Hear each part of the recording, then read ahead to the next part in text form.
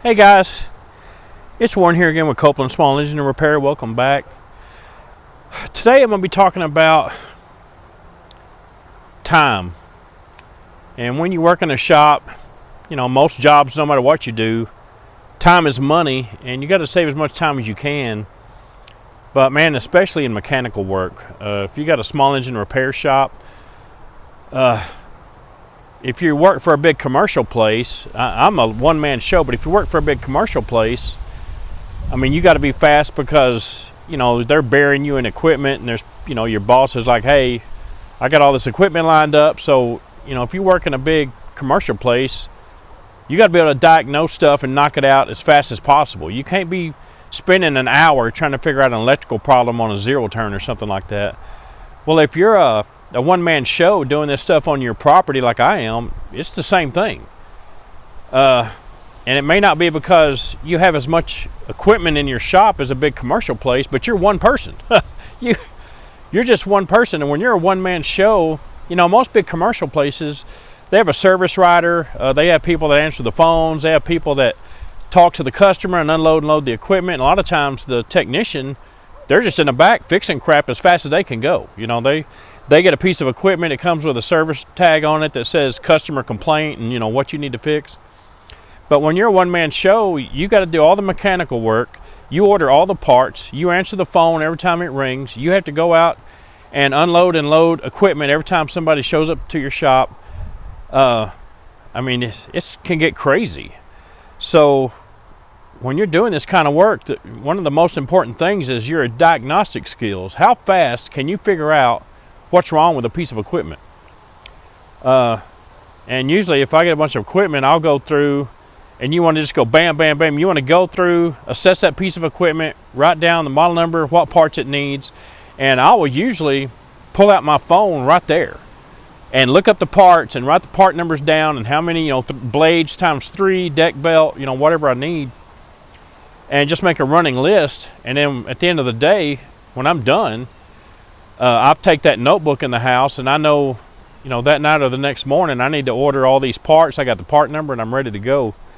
But the main thing is when you're looking at the equipment to start with, from the very start, as soon as you touch that equipment for the first time, how fast can you figure out what's wrong with it?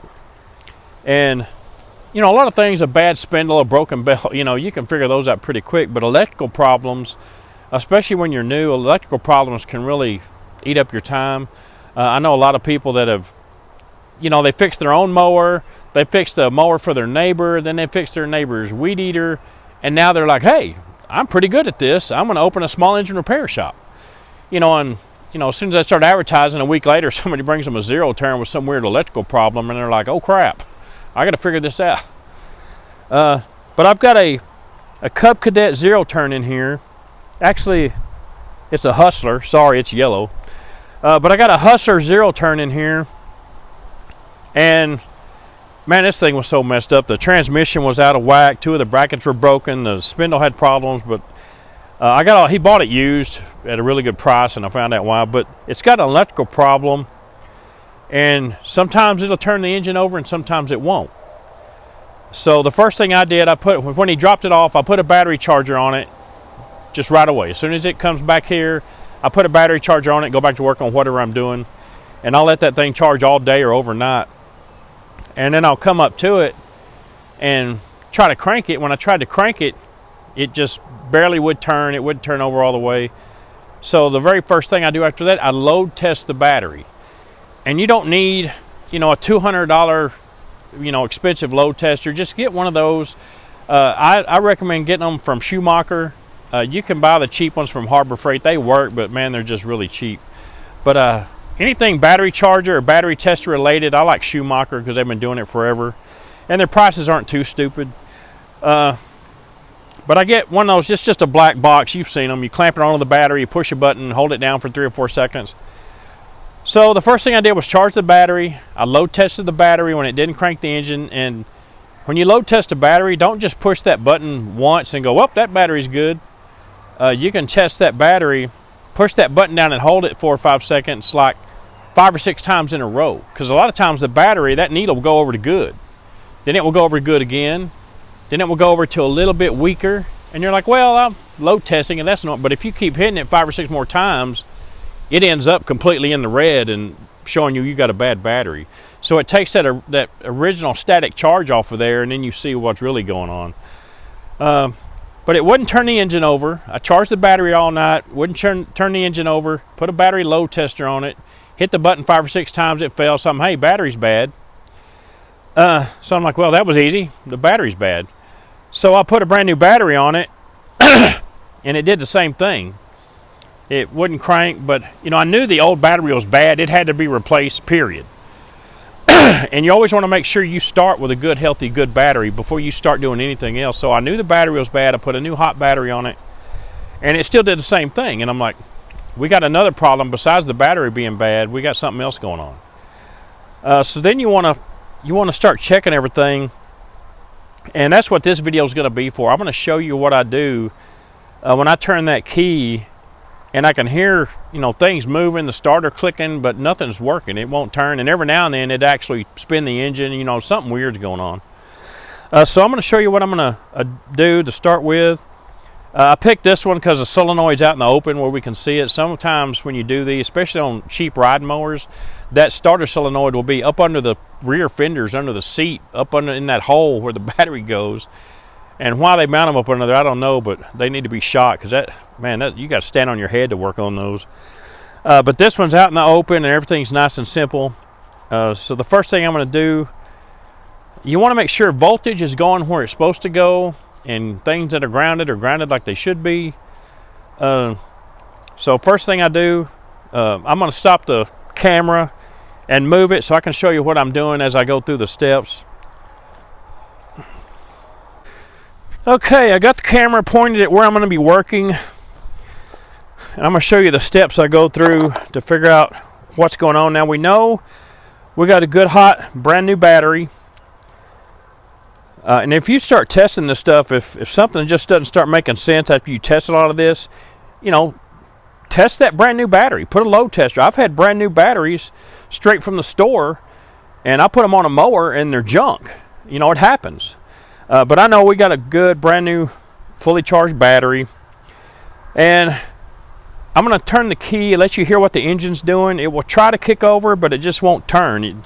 There's voltage getting to the starter, but something is preventing the engine from turning. So I'm going to turn the key a few times. Right there. See, it tried to crank a few times, but then it does this. And it just won't turn over. So the first thing I'm going to do, I got the camera pointing. Here's the starter solenoid. And all these are really simple. You've got a power cable coming from the battery. Now I know it disappears into this wire harness, but it comes back out and it goes right here. And I know this is the cable coming from this battery because it has this orange wire coming off of it. Because the way this thing's wired, the positive cable comes from the battery. Wherever it goes, it ends up at the solenoid, and it will always be the one from the battery will always be the one with the extra red or orange wire in there with it, because this wire takes voltage to the ignition switch, where the ignition switch will send voltage back to the solenoid down this red wire right here and activate the solenoid. So that's how you can tell, which one of these big cables on a solenoid, which one it's the one coming from the battery. It's the one with the extra orange or red wire coming off of it, because that's your ignition switch power. But I'm going to check voltage. Even though I can see, the terminals are nice and clean, everything's tight, I'm going to check voltage between the battery terminal and the lug on the solenoid where this battery cable goes. Because there should not be any break, open circuit, switch, relay. There's nothing. There should be nothing between here to keep that circuit open. So I'm going to put my meter on DC volts, which is a straight line with the dots and the little V underneath it. So I'm going to check voltage from the battery just straight to the solenoid. Let me put this in the ground, and I've got 12.60 volts. I don't know if you can see that. 12.60 volts. So that's plenty enough to turn this engine over. So I know I've got power coming from the battery going to the solenoid. Now I've got to see if I've got power coming out of the solenoid going to the starter. This other big heavy cable, the red one, the big one on the solenoid, the one without the extra ignition wire on it, it goes straight to the starter. And it does not go through a relay, a safety switch. It doesn't go through anything. This wire, this big one, goes straight to that starter. So that starter on the engine, and there's no open circuit. There's nothing. You know, if it's open circuit, there's something seriously wrong somewhere. So I'm going to check the same way. I'm going to put my ground over here for my test meter, and I'm going to hold the other one right here on the large battery cable that goes to the starter. I guess I could call it the starter cable. And I'm going to turn the engine over and let's see how many volts we get when it's messing up.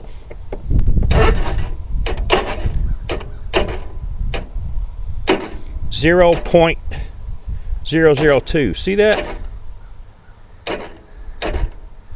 There's no voltage going across the two large terminals on the solenoid. And right here is where a lot of people make a mistake. They're like, well, that solenoid's not working. I know, you know, they'll say, I know it's the solenoid because there's not enough voltage going to the engine. And they're thinking there's something wrong in here. When it's activated, it's not getting a good enough contact. There's something going on in this solenoid because not enough power is going across these two large posts. So they'll stop what they're doing and they'll, you know, order a solenoid or go take one off of something. But don't do that. Stop right there. The best thing you can do when you're diagnosing something is always remember the phrase, stop and think. Just slow down. Especially if you're a one-man show. I used to be guilty of this. Man, you're just trying to diagnose and assess everything as fast as you can. Slow down and think. Just stop for a second and think of all the other scenarios that could be causing a problem before you start ordering parts. And one thing that could be happening is the solenoid could work fine. If there's not enough voltage going to this red wire right here, this wire is what activates the solenoid. The solenoid's grounded down here. It's grounded through the mounting bracket. But this little red wire right here, that's where the power from the ignition switch comes in to activate this thing. So when you turn the key all the way over to the start position, the 12 volts that's going out through this orange wire, it goes over to the ignition switch, and then it comes back to here, and it moves a little, I call it a little plunger in there, a spring-loaded little plunger that contacts these two bigger terminals. So we need to make sure we're getting enough voltage at this small terminal on the solenoid so it will activate like it should. Because if there's not enough voltage coming from the ignition switch going to this little terminal, it won't kick that plunger in there up hard enough to make these contact good enough to turn the engine. So I got my ground still in my battery cable. I'm going to take my red lead and I'm just going to hold it against this little terminal right here. And I got it still set the voltage DC. And I'm going to turn the key all the way over to start. And I should see 12 volts at this tiny little terminal right here. Slipped off a minute. Hang on a minute. Okay. Now, see, it tries to crank every now and then.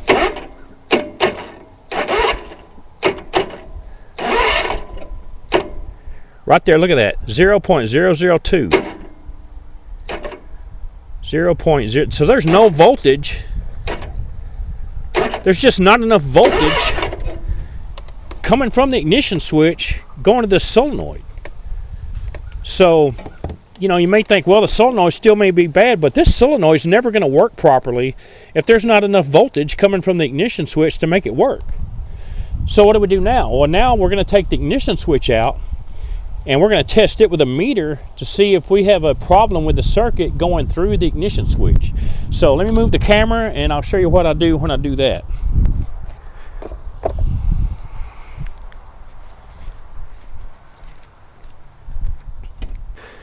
Okay, I'm just going to make a quickie video here to show you taking the ignition switch out. This mower is real nice and simple. It has one 7/16 bolt right there.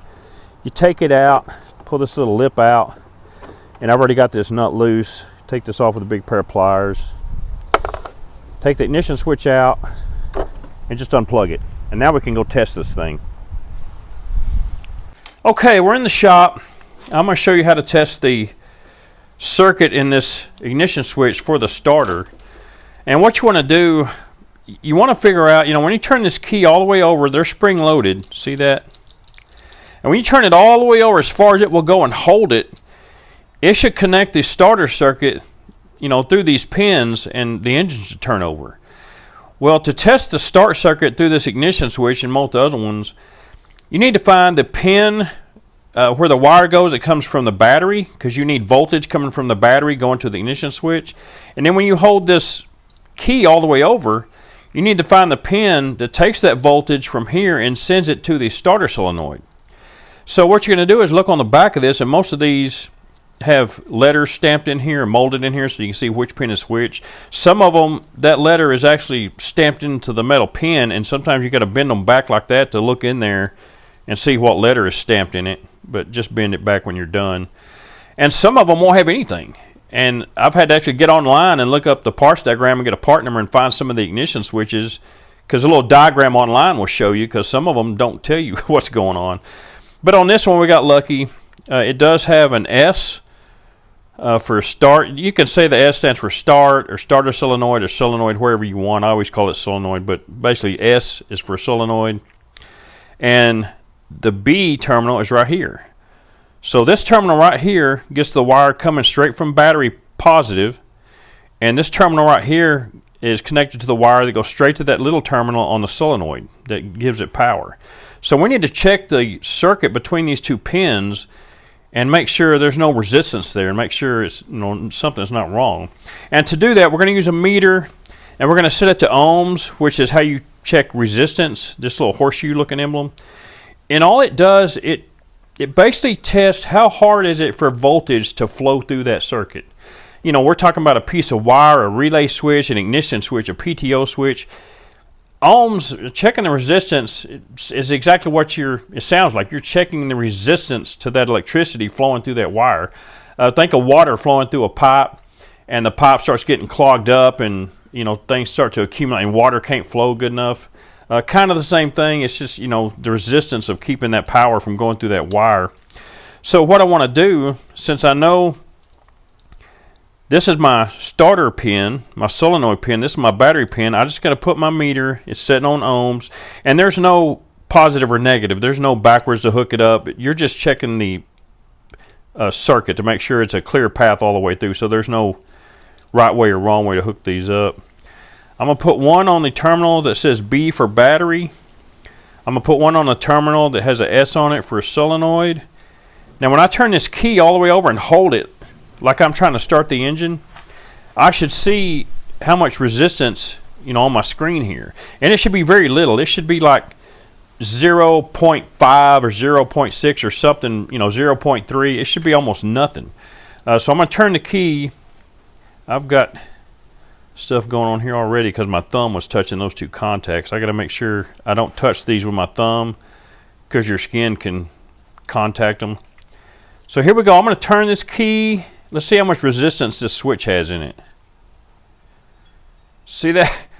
It is jumping around 5 point something, 0.8, out of limit. OL means out of limit.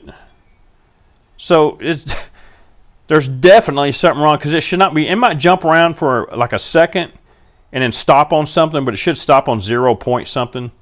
But you can tell it's just going.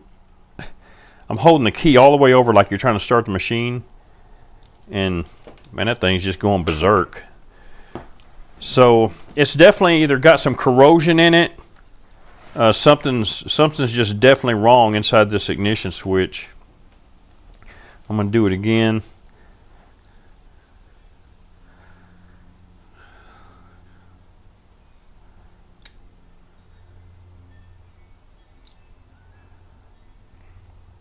And it's nuts. That thing's just going crazy. So that's my problem. And so I need a new ignition switch. I know that for sure. But you want to make sure. You want to make absolutely sure, this is the only problem. We still haven't seen that starter solenoid work properly, 10 times in a row. You want to make absolutely sure you don't wait a week for an ignition switch to get here and you put it on. All right, and there actually is something wrong with the solenoid. So I'm going to show you how I do just a quick check on a solenoid, just to make double sure. I'm pretty sure, I'm almost positive there's nothing wrong with that solenoid. And I need an ignition switch, but you know, if it's going to take me 1 minute to make absolutely sure, I'm going to spend that minute. So let me move the camera back out there and I'll show you what I do to just make sure that solenoid is good to go. Okay, we're back out here at the mower. I'm going to show you something you can do real quick to test your solenoid. I just got a wire, just a little wire test lead. It's got little alligator clips on it. And all I'm going to do is I'm going to hook, you can hook it here, but it's got a real easy spot. I'm going to hook it to power on the battery, just the positive battery terminal. And I'm going to touch this other end of this wire straight to this terminal on this solenoid where the ignition start wire comes from. So I'm bypassing everything. I'm going around, there's no switch in the way, no PTO switch, ignition switch. I'm going straight from this battery, straight to the terminal that activates that solenoid. And if that sucker don't work, there's a problem. So I'm going to do this real quick. The engine should turn over, no problem. And I'm going to do it, you know, several times.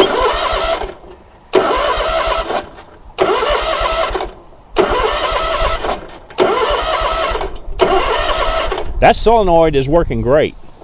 So I know, you know, if I go through the time, order that ignition switch, when that ignition switch gets here and I put that on this machine, I'm done. I know I'm finished.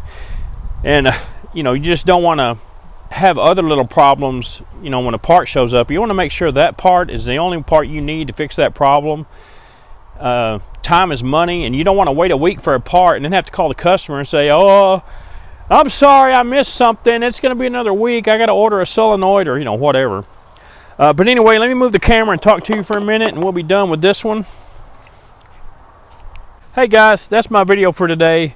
Just trying to emphasize how important it is to diagnose things quickly and correctly. You want to make sure when you're done looking at that piece of machinery, you know what parts it needs. You know you're getting the right part, and you know when that part gets here, it's going to fix it, and you're not going to put that part on and then realize, oh crap, this other part doesn't work. Now I got to wait a week, order it until the customer is going to be, you know, a delay. So you want to make sure when you do an assessment that you know exactly what parts you need. On top of that, when you go to order those parts, make absolutely sure, beyond any shadow of a doubt, that that part is the correct part. I can't tell you how frustrating it is when you order a part, you wait a week, and then you get that part and you take it out of the box and walk up to the machine and realize, well, this is the wrong part. And I've done it. I mean, everybody's done it. You know, it happens. You know, sometimes it happens because the parts diagrams online, they can be wrong. They can have a wrong part number in them. But man, just do your due diligence and make sure after you do that assessment, you absolutely know the part you believe it needs to be replaced is correct, and that's the problem. And then when you order those parts, do everything you possibly can to make sure you're getting the exact right part. A lot of times I'll hold the part in my hand while I'm looking at my phone and scrolling through their parts to make absolutely sure I'm getting the right part, especially with carburetors. You know, even though I look up the parts diagram and I get the part number, when I'm ordering that part online, I'll look at the carburetor in my hand and make damn sure something isn't wrong at the website. But anyway, get your diagnostic skills down. Stop and think. You know, when something's not making sense, just stop. Just sit down a minute and just think about what you're doing. If you don't know how to use a digital multimeter, get one. They're real simple to use, and you know, watch YouTube videos. They can help you a lot. But just get quick at diagnosing this stuff, and it'll save you a ton of time. And it also saves you from ordering the wrong parts. Anyway, I got to go. Somebody just pulled up out here with a trailer full of crap. So I got to go unload some stuff. But anyway, I'll catch y'all later.